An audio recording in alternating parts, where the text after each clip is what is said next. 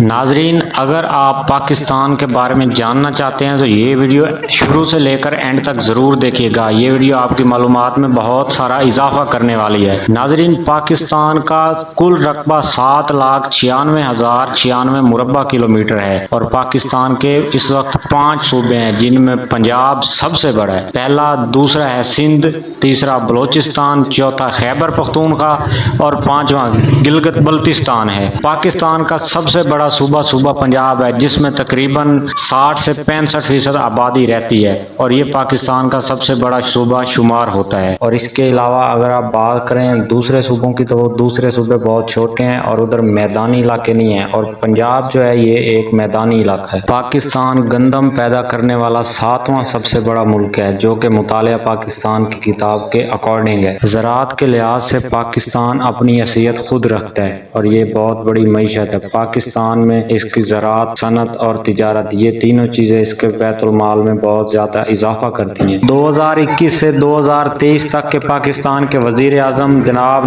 شہباز شریف صاحب تھے۔